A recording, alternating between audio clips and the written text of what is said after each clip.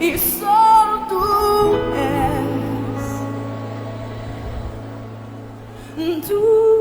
és Jesus.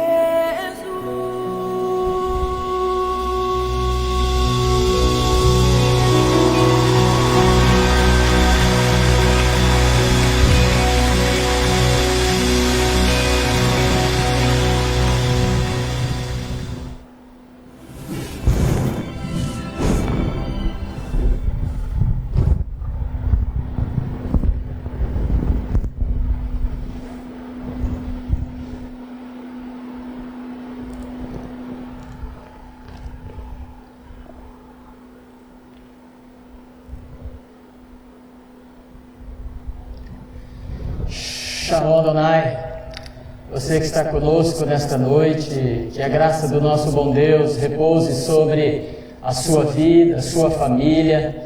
Sejam todos bem-vindos nesse momento em que iniciamos o nosso culto congregacional, que antecede a ele. Nós estaremos orando, buscando a presença do nosso bom Deus. Eu quero convidar você que está conosco nesse momento a compartilhar esta live, para que outras pessoas também possam ouvir do Evangelho, da graça, da bondade e da misericórdia do nosso bom Deus. Eu quero também pedir para você convidar a sua família, onde você está, aí na sua casa. Esse é o momento de culto, esse é o momento, nós não podemos estar juntos, mas é o momento da família reunida, ou se você estiver só, nós estaremos juntos, unidos pela fé em Cristo Jesus. Nós vamos orar. E você pode compartilhar os seus pedidos, colocando aí pela página do Facebook, que na hora oportuna nós estaremos orando por você, pela sua família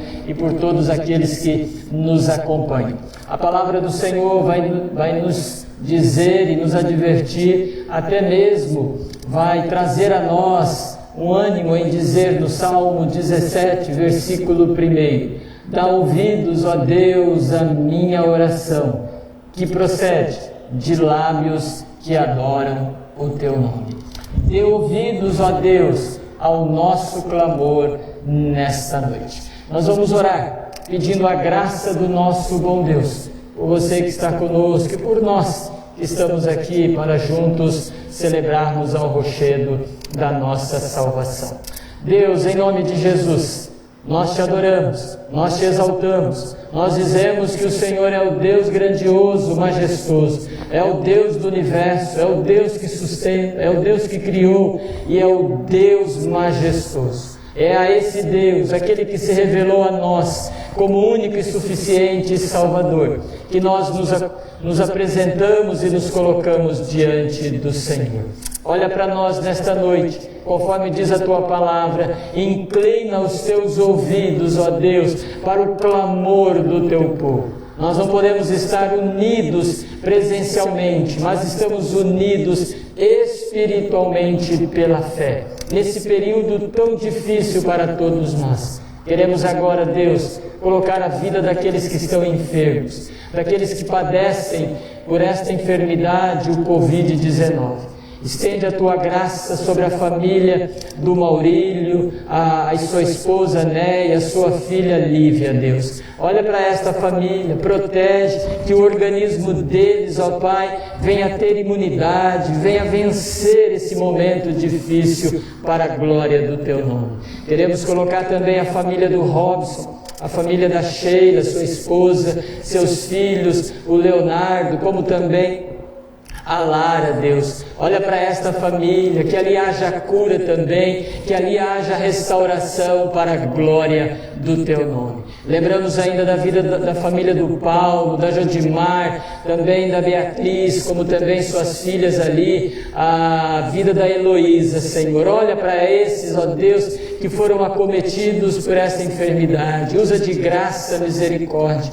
Pela manhã, ó Deus, participou conosco a Rosimere de Campo Mourão, que o Senhor visite a vida dela. Ela pediu pela sua filha, que também deu positivo para o Covid. Tenha misericórdia, traz a cura, salva a alma em nome de Jesus. Ao pastor Marcos, lá de Campo Mourão, que vai assumir o campo de Ivaiporã, tenha misericórdia, está bem debilitado ele, sua família, mas usa de graça, Deus, visita sua mãe que precisou ir para o Moarama, dá graça, Senhor, abençoa os médicos em nome de Jesus, todos aqueles que estão à frente do trabalho, seja qual for a área, Senhor, que eles sejam guardados e visitados pelo Senhor. Lembramos também dos nossos entes queridos que passam pela enfermidade, ainda que não seja o Covid, mas eles precisam da tua graça, como o Alonso, Deus, visita a vida, a saúde desse homem, a vida do João Dias, Senhor, estende a tua graça sobre ele. O Walter Lemos, Deus, que está longe de nós, mas com certeza está nos ouvindo nesse momento,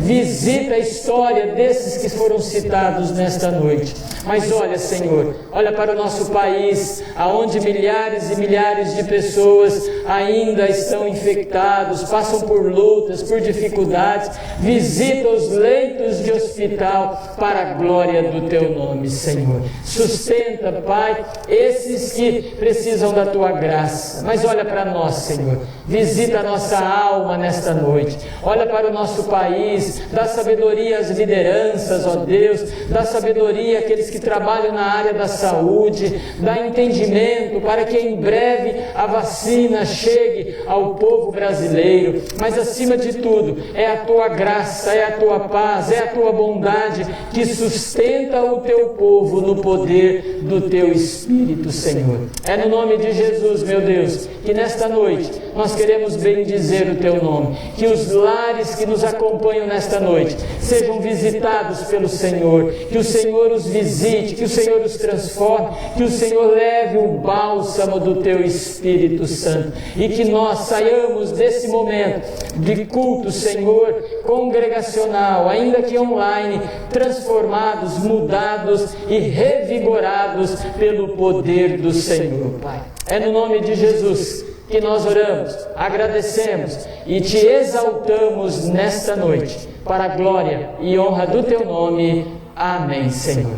Amém. Deus possa ser louvado e engrandecido. Nós vamos cantar canções que adorem ao nome do nosso bom Deus.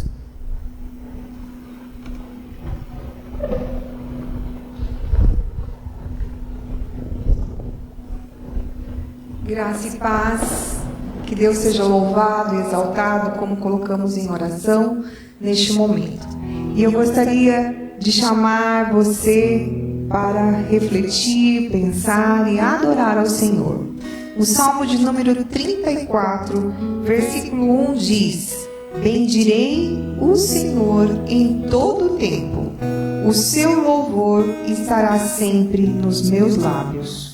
Gloriar-se-á no Senhor a minha alma, os humildes o ouvirão e se alegrarão. E o versículo 8 diz: ó, provai e vede que o Senhor é bom, bem-aventurado o homem que nele se refugia. O Senhor é bom o tempo todo, diante das nossas dificuldades, diante dos nossos livramentos, vitórias, e também em todo tempo Ele merece ser adorado e louvado. Que você possa adorar a Deus. E nós vamos entoar também um hino. O hino diz: com tua mão segura bem a minha. É um hino do nosso hinário Novo Cântico, número 153. Que Deus possa abençoar sua vida. Você que gosta de cantar com o culto, coloque lá no hinário Novo Cântico 153 e vamos adorar ao Senhor. Com tua mão segura bem a minha, pois eu tão frágil sou, ó Salvador, e não me atrevo a dar jamais um passo sem teu amparo, Cristo meu Senhor. Com tua mão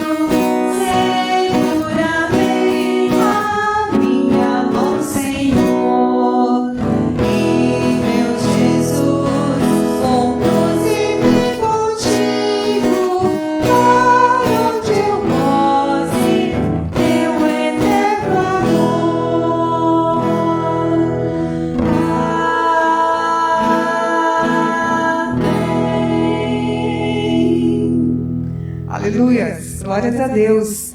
Ele estará sempre conosco, ainda que vier trovão, mar se erguer contra você, contra a minha vida, nós podemos descansar, porque Ele é o nosso Deus.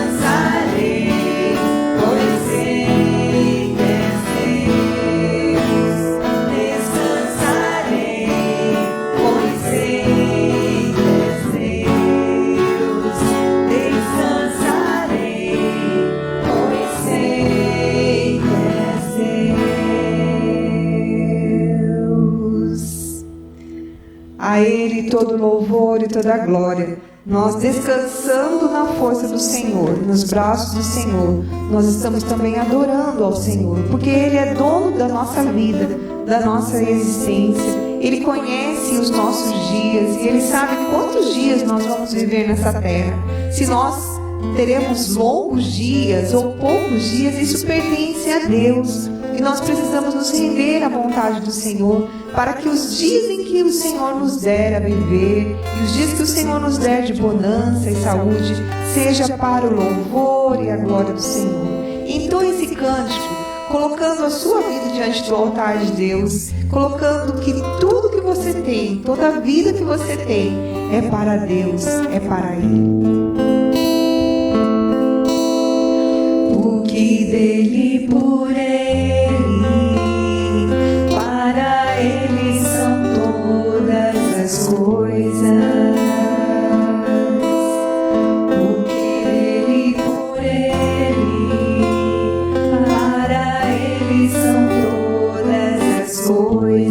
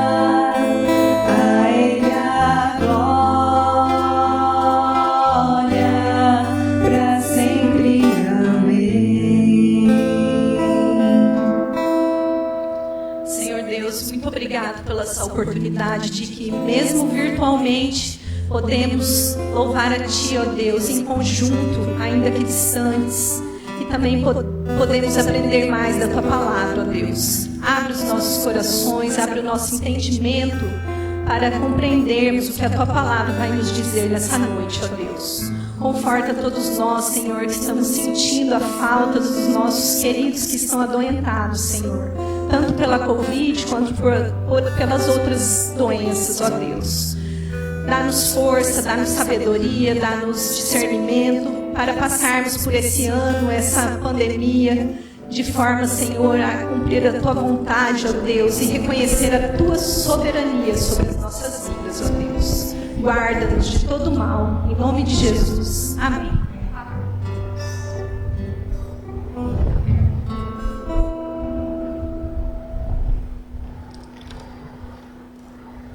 Como é bom adorarmos ao Deus Todo-Poderoso, ao rochedo da nossa salvação. Nós queremos, nesta noite, compartilharmos a palavra do nosso bom Deus. Gostaria que você abrisse comigo no Evangelho de Mateus, capítulo 5, Evangelho de Mateus, capítulo 5, para a reflexão nesta noite. Evangelho de Mateus, capítulo 5, para a nossa reflexão. Por favor.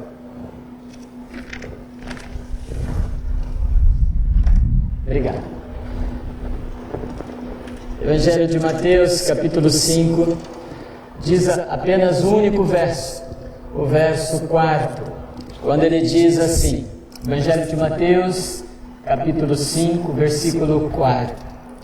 Bem-aventurados que choram, porque serão consolados. Bem-aventurados os que choram, porque serão consolados. Eu quero pensar com você nesta noite no tema, o choro do coração. Eu vou repetir para você, o choro do coração. Existe uma máxima popular que expressa mais ou menos assim: homem que é homem não chora. Penso que você já ouviu ela ou já deve ter recitado ela para alguém. Homem que é homem não chora. Muitas vezes nós expressamos isso aos nossos filhos menores. Quando em algum momento eles estão chorando, nós olhamos para eles e dizemos assim: homem que é homem não chora. Às vezes até afirmamos: engole esse choro. Esta é uma verdade que se torna uma falácia, é ensinada, é uma frase preconceituosa, machista, aonde nós achamos que para ser valorizado, para mostrar a nossa força, nós não podemos chorar. Esse é o contexto que muitas vezes está por detrás dessa máxima. Mas quando nós olhamos para as Escrituras, nós encontramos o Rei dos Reis, o Senhor Todo-Poderoso, o homem mais importante da história. Diz que o nosso Mestre Jesus chorou. E a Bíblia diz que ele era 100% Deus, mas era 100% humano, homem. Então observem vocês que se o Senhor Jesus chorou, conforme está registrado no Evangelho de João, capítulo 11, versículo 35, que é chamado o menor versículo da Bíblia, quando ele olha, ele chega diante do túmulo do seu grande amigo Lázaro, e diz ali que Jesus chorou. Quando eu penso no choro, eu penso no texto que eu e você lemos nesta noite. A filosofia ou a psicologia humana também vai afirmar que o choro, ele traz alívio para a alma. O choro, ele traz alívio para o coração. E isso nos parece ser verdade, porque muitas vezes após aquele choro que todos nós temos por algum motivo, nós damos aquele suspiro profundo. E é um suspiro que parece que a nossa alma está aliviada. O nosso coração, ele está limpo de algo que pesava sobre nós. Choro é aquilo que o nosso texto, afirmo novamente nesta noite, o nosso texto nos ensina. O capítulo 5 está dentro de um contexto maior. Ele inicia o capítulo 5º, 6º, 7º, que é conhecido o Sermão do Monte, aonde Jesus vê a aflição daquele povo, a angústia daquele povo, a necessidade daquele povo, e ele reúne então os seus discípulos, os seus ouvintes, e começa a ensinar a eles, aonde nós aprendemos a respeito como se deve orar, que nós somos o sal e a luz da terra, Ele nos ensina dizendo que nós precisamos amar, que nós precisamos perdoar, que nós precisamos jejuar, que nós precisamos amar ao próximo, que nós precisamos fugir do adultério, da fornicação. E mais, é nesse sermão do monte que ele nos mostra aonde está o maior tesouro, aonde está o nosso coração, está também o nosso tesouro. É no sermão do monte que nós aprendemos a não fazer justiça com as próprias mãos, mas confiar naquele Deus maravilhoso. Mas há um contexto menor, que é o capítulo 5, do versículo 1 até o versículo 12, aonde Jesus está mostrando as 10 bem-aventuranças. E essa palavra bem-aventurado é a ideia de feliz, alegre, contente. Feliz é aquele, quando ele ensina justamente o versículo 4, feliz é aquele que chora, diz o texto. Observem vocês que o choro faz parte da história, faz parte do povo de Deus. E todos nós precisamos chorar. E o choro não é sinônimo de fraqueza, o choro não é sinônimo de fragilidade, o choro não é sinônimo de alguém que não tem valor. Pelo contrário, o choro é ensinado pelo Mestre a dizer que feliz, contente é aquele que chora diante do Senhor. Este será consolado, diz o texto. Pensemos um pouquinho agora em nós. Pensemos um pouquinho na nossa história. Pensemos um pouquinho nas Escrituras, que diz que o choro é do coração. Pensemos um pouco então em nós. Onde, ou por quê, ou para que nós precisamos chorar? Penso que todos nós, em algum momento, precisamos derramar lágrimas, precisamos ter choro do coração.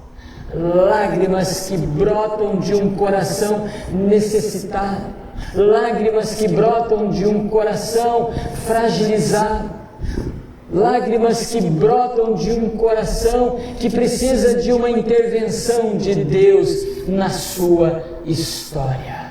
A pergunta a ser respondida nesta noite é: pelo que nós precisamos chorar? Penso que as Escrituras nos apresentam inúmeras situações, mas eu gostaria de me restringir apenas em 4 nesta noite. Penso que nós precisamos chorar por um milagre. É isso mesmo. Penso que nós precisamos chorar por um milagre. Todos nós somos unânimes em concordar que milagres somente Deus pode fazer. Só Deus pode realizar um milagre na nossa vida. E é isso que nós precisamos entender. Não há outro Deus que possa realizar um milagre na nossa vida. Nós precisamos chorar diante desse Deus, diante do milagre que nós precisamos. Seja ele qual for a sua natureza, a sua essência.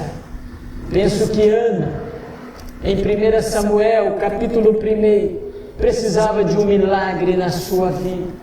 E vai dizer que esta mulher que era injuriada, essa mulher que era desprezada, essa mulher que não tinha valor, porque naquele momento não tinha filhos, o seu ventre não poderia gerar filhos para o seu casamento, para o seu esposo, deixar descendência. Ela vai à casa do Senhor e ali diz que ela não grita, ali diz que ela não berra, mas ali diz que ela apenas pelo sussurro dos seus lábios, mas em lágrimas e em pranto, ela busca a presença daquele que poderia realizar o milagre, visto que ela era estéril.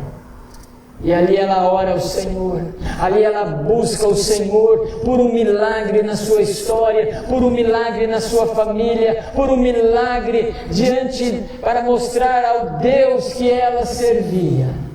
E diz que ela então ora ao Senhor e vai embora. E depois de 9 meses, ela volta à casa do Senhor. O texto diz que depois de 1 ano, ela volta gestante à casa do Senhor. E apresenta então agora o seu filho ao Senhor. Nasce Samuel, que se torna um grande homem, um homem de poder, um homem que anda na presença de Deus, um homem que é um profeta, um homem que realiza milagres. Você que me ouve nesta noite, qual é o choro do coração? Qual é o choro do milagre que você precisa para a sua vida? Talvez você precise do choro para o milagre, para uma enfermidade, talvez para a conversão de um ente querido.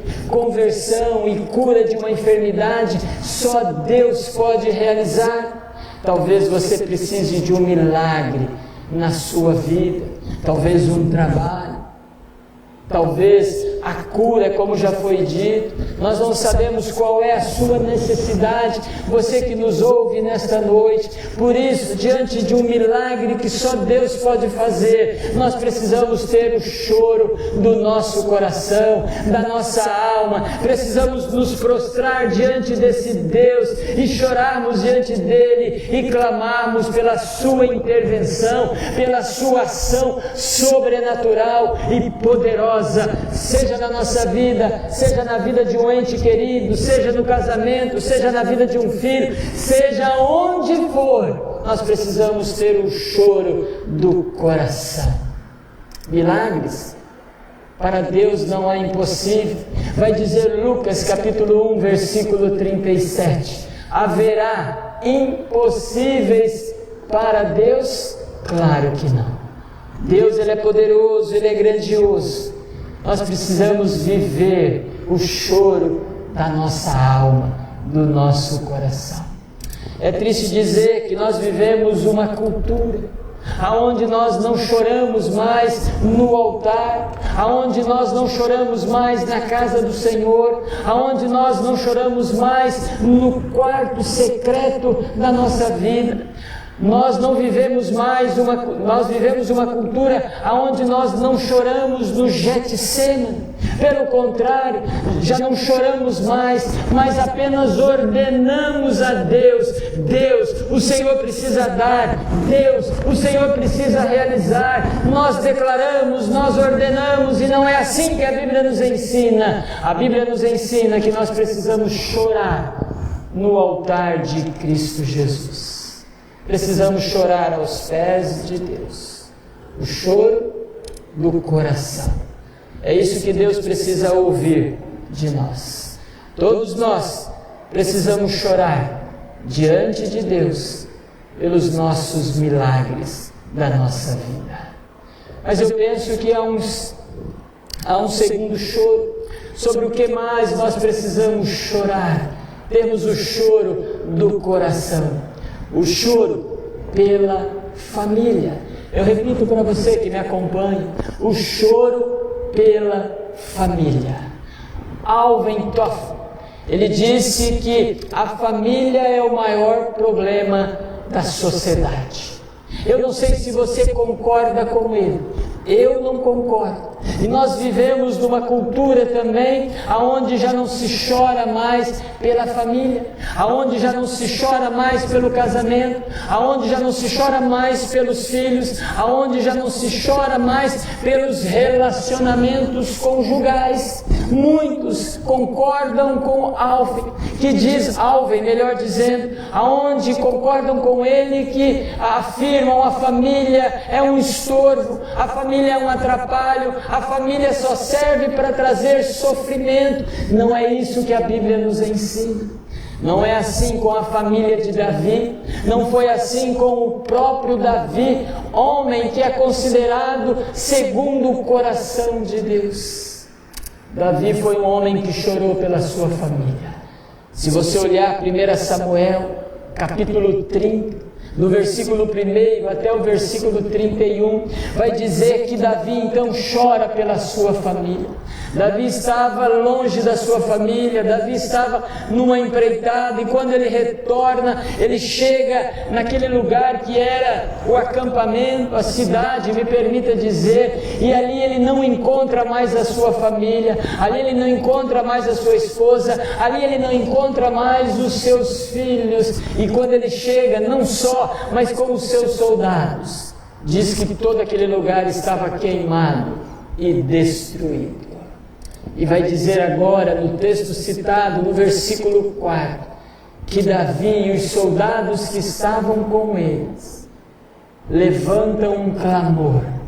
Há um choro da alma, há um choro do coração, e diz que eles choram até não poder mais. Há um vazio, há um desespero, há um clamor diante de Deus, porque eles choram em favor da família. Deixe-me fazer uma pergunta a você que está comigo nesta noite.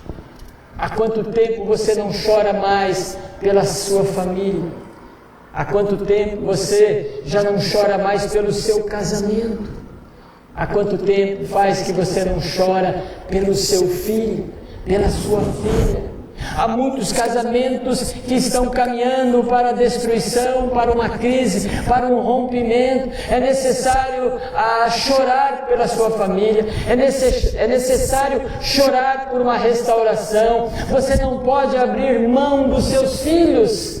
Há muitos filhos que estão longe do caminho de Deus. Há muitos filhos que estão enveredados na dependência química, e os pais já não oram mais, os pais já não se entregam diante de Deus em oração, e no choro muitos estão querendo jogar a toalha.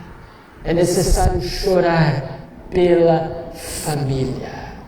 Lucas 23, versículo 28, o próprio Senhor Jesus nos diz assim: chorai antes pela vossa família, chorai uns pelos outros. Nós precisamos aprender a chorar, é o choro do coração.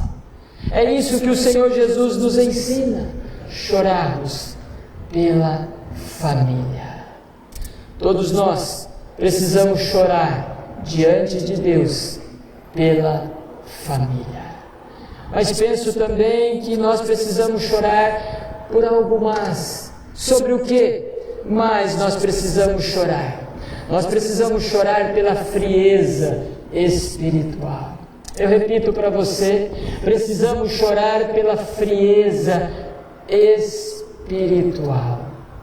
Tem um hino cristão, o hino intitulado Vivificação. É um hino onde o autor expressa, e no seu coro ele clama dizendo: Deus, venha aquecer a nossa alma, venha, ó Espírito Santo, trazer um alento, um conforto, um reavivamento na alma. Mas algumas estrofes dizem assim, que muitos caminham com Deus, mas frio estão. Outros caminham, mas longe estão de Deus. Nós vivemos ainda uma cultura que nós não choramos mais pela frieza espiritual. Nós perdemos a alegria, nós perdemos o encanto. O pecado vai alojando em nossa alma, vai trazendo uma frieza. Já não olhamos mais as coisas de Deus com temor. Nós vamos nos acostumando com aquilo que é o sagrado de Deus. Nós vamos nos acostumando com a leitura da palavra. Nós vamos nos acostumando com as orações. Nós vamos nos acostumando com os sermões que são apresentados. Nós vamos nos acostumando com estas lives, porque não só esta igreja que você acompanha conosco nesta noite, mas milhares de igrejas estão aí pelas páginas do Facebook falando da palavra. E aí nós não nos detemos em uma, ficamos ali correndo para ver se Deus fala conosco. Você consegue observar que nós já não choramos mais pela frieza da nossa alma. O pecado vai secando os nossos ossos. O nosso coração perde a alegria, conforme diz o salmista. A frieza muitas vezes invade o nosso coração. Eu gosto daquilo que aconteceu com Pedro. Lá no Evangelho de Lucas 22, diz que ele pecou contra Deus, diz que ele negou Jesus 3 vezes. E olha que advertido ele havia sido. Perguntaram: você, após Jesus ter sido preso, você é um deles? E ele diz: não, eu não sou. O outro questiona: você é um deles? E ele novamente diz: não, não sou. E pela 3ª vez perguntam: você é um dos discípulos? Ele diz: não, eu não sou. E aí diz que o galo canta. E aí diz que Pedro reconhece o seu pecado. E o que me chama a atenção é que no versículo 62 diz que Cristo olha para Pedro, e aquele olhar de Deus, de Cristo, penetra profundamente na alma de Pedro, e ali diz que ele chora amargamente. Ele chorou por causa do seu pecado. E Pedro é restaurado, Pedro é corrigido, Pedro é perdoado, e Pedro se torna num baluarte da igreja do primeiro século. Pedro se enche do poder do Espírito. Pedro agora prega Jesus com coragem, com intrepidez. Pedro agora já não tem medo da morte. Observem vocês que Pedro reconhece a frieza da sua alma. Há quanto tempo você não chora pelos seus pecados?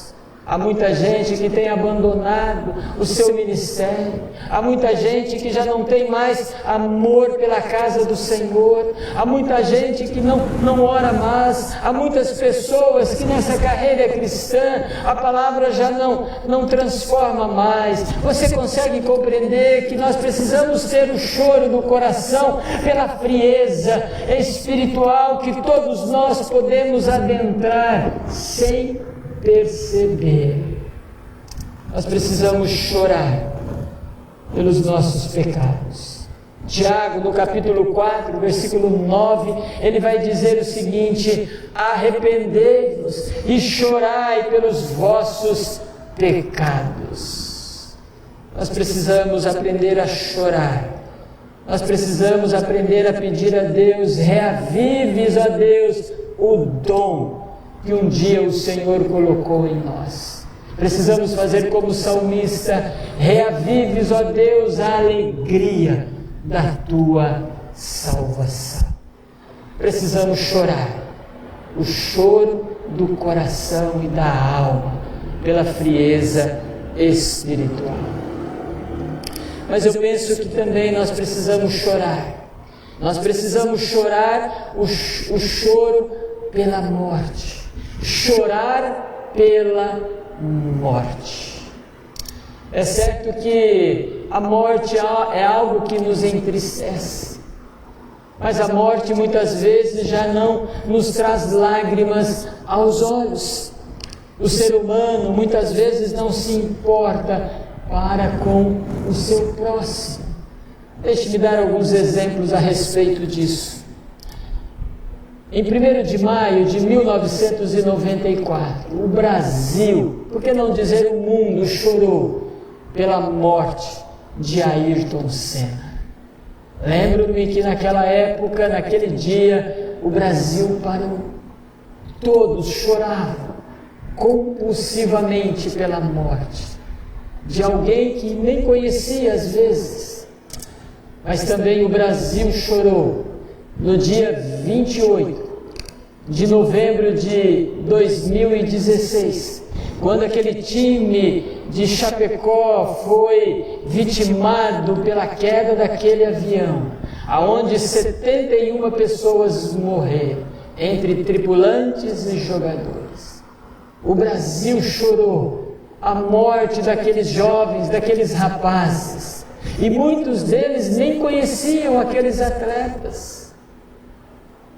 Mas no dia 13 de março de 2020, só a família chorou pela primeira vítima do Covid-19.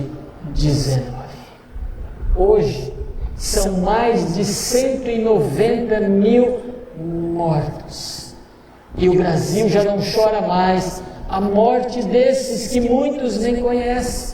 Mas é interessante que quando a dor é nossa, nós choramos. Mas quando a dor é do outro, do próximo, nós já não choramos mais. Na verdade, muitas pessoas já nem se preocupam mais com o distanciamento, com o isolamento, com o uso da máscara, com a higienização das mãos. Você consegue compreender que nós precisamos chorar pela morte? Nós precisamos chorar pela morte dos nossos possíveis entes queridos, dos nossos possíveis amigos que serão vitimados pelo Covid. Nós não podemos perder a sensibilidade. A morte é trágica, claro que é. Mas a pior, ou a morte pela qual você e eu precisamos chorar, é a morte daqueles que morrem sem Cristo Jesus. Aqueles que descem à sepultura, que irão descer à sepultura e ainda não ouviram falar da graça de Jesus. Você precisa chorar pelo teu ente querido que ainda não conhece a Cristo, porque ele pode morrer e não ir ao céu e ir ao inferno. Nós precisamos aprender com aquela viúva de Naim, que chora pela morte do seu filho. Ah, quantas pessoas já perderam a sensibilidade pela morte, já não choram mais. E a nossa alma precisa se derramar na graça e no poder de Cristo. Romanos 12, versículo 15, o autor vai dizer assim: chorai com aqueles que choram. O Brasil está vivendo, o mundo está vivendo uma pandemia. E nós temos perdido a sensibilidade daqueles que morrem. Nós precisamos ter o choro da alma, da tristeza. Nós precisamos chorar diante de Deus por aqueles que morrem pela Covid ou por qualquer outra situação. Nós precisamos chorar diante de Deus, porque há sempre um ente querido bem perto de você, há sempre um amigo bem perto de você que ainda não conhece a graça de Cristo. Chore por ele, porque um dia ele vai morrer, e se ele não conhecer a Cristo, ele vai para um lugar de tormento e de sofrimento. Chore pelo seu filho, mas não deixe de chorar. Mas eu quero concluir dizendo o choro do coração. Penso que está muito bem claro a todos nós, você que me ouve online, que nós precisamos ter o choro do coração. É o choro que nós precisamos ter pelo milagre de Deus na nossa história, na nossa vida. Nós precisamos ter o choro pela família. Não abra mão da sua família.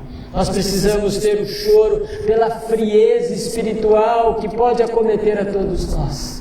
Nós precisamos ter o choro pela morte, desses que morrem humanamente, mas daqueles que podem morrer também espiritualmente sem Cristo Jesus. Penso que nós poderíamos acrescentar outros choros do coração. Nós precisamos chorar pelo nosso país, um país que está totalmente dentro de uma corrupção. Nós precisamos aprender a chorar pelas nossas igrejas que têm desvirtuado o verdadeiro cristianismo. Nós precisamos aprender a orar pelos nossos líderes, pelo seu pastor, pelo seu evangelista, pelo seu missionário. Nós precisamos aprender a chorar pelo povo de Deus. E tantas outras lágrimas que poderiam ser derramadas nesta noite. Mas eu penso que nós precisamos aprender a chorar o choro da alma. Se você lembra do nosso texto central de Mateus capítulo 5, versículo 4, Jesus está dizendo: bem-aventurado aqueles que choram.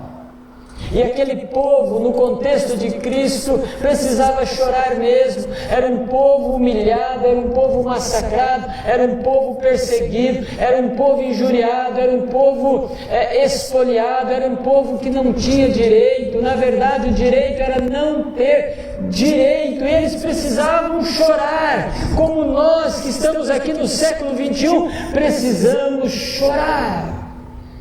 Mas observem vocês que a parte B do versículo diz que o nosso choro, ele tem um consolo. Veja que o texto está dizendo: bem-aventurado aqueles que choram, porque o vosso choro, a vossa lágrima, o vosso pranto será consolado. Olha que coisa maravilhosa! Em outras palavras, as nossas lágrimas diante de Deus, o nosso choro diante de Deus, o nosso clamor, ele será ouvido no altar e na graça de Deus Pai Todo-Poderoso. Isso me faz lembrar do Salmo 30, versículo 5, quando o autor diz assim: o choro pode durar uma noite, mas pela manhã, diz o texto, haverá alegria, haverá conforto. Isso me faz lembrar de Apocalipse 21, versículo 5, ou melhor, versículo 4, quando o autor diz assim que Deus enxugará toda lágrima. Agora é importante dizer que essas lágrimas, que esse choro, ele precisa ser real, ele precisa ser verdadeiro, ele precisa ser do coração. Sabe por quê? Porque tem muita gente chorando lágrimas de crocodilo. É isso mesmo. Tem uma máxima popular que diz assim: as lágrimas de fulano, de Beltrano, são lágrimas de crocodilo. O que ele está dizendo é que é uma lágrima falsa, é um choro, é um pranto falso. Mas é importante dizer por que lágrimas de crocodilo. Porque o crocodilo, quando ele está com a sua presa entre os dentes, e ali ele está matando a sua presa, é estimulado uma glândula nele em que faz sair dos seus olhos lágrimas. Por isso, esta máxima popular: fulano tem lágrimas de crocodilo. Não é verdadeira, não é da alma, não é do coração, ela é falsa. E a minha pergunta a você que me ouve nesta noite: suas lágrimas brotam do profundo da sua alma, de um coração aquebrantado, de um coração fragilizado, de um coração arrependido, de um coração que se renda ao Senhor Pai Todo-Poderoso?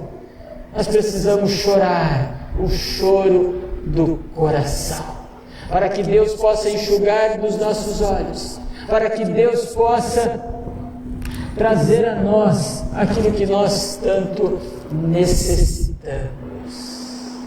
Eu quero deixar 3 palavras ao seu coração antes de orarmos.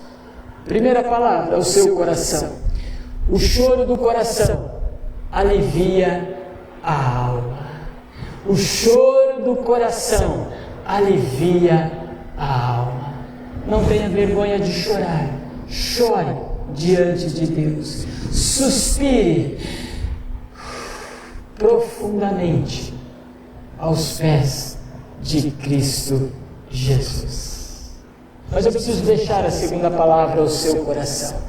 O choro do coração renova as forças. O choro do coração, ele renova as nossas forças. Quando choramos diante de Deus, no altar de Deus, aos pés de Cristo Jesus, nós somos aliviados, e é ali que nós ganhamos força, é ali que nós somos renovados pelo poder, pela graça, pela presença do Espírito Santo. É ali que nós levantamos e ganhamos alento para continuar trilhando a carreira cristã. O choro da alma renova as nossas forças. Mas a terceira e última palavra ao seu coração: o choro do coração mostra nossa fragilidade. O choro do coração mostra a nossa fragilidade, que somos carentes, que somos necessitados, que não somos poderosos, que não somos homens de aço, que vocês não são mulheres maravilhas, mas somos frágeis, somos necessitados e somos dependentes desse Deus gracioso. Por isso Jesus dizer, bem-aventurado, alegre é aquele que chora, porque ele demonstra diante de Deus que ele precisa da intervenção sobrenatural desse Deus maravilhoso. O choro do coração mostra a nossa fragilidade. Eu quero deixar uma frase ao seu coração. O choro é o antídoto da nossa alma. O choro é o remédio da nossa alma. Que o bom Deus te abençoe e que você não tenha vergonha de chorar diante desse Deus maravilhoso. Eu quero orar com você, aonde você está aí na sua casa. Se você puder colocar uma das mãos no seu coração, nós vamos orar. Pai, em nome de Jesus, queremos colocar os nossos amigos, os nossos irmãos, aqueles que nos acompanham neste momento por esta live. Que o Senhor os visite em nome de Jesus. Que o Senhor ouve, que o Senhor atenda segundo o teu querer o choro do coração.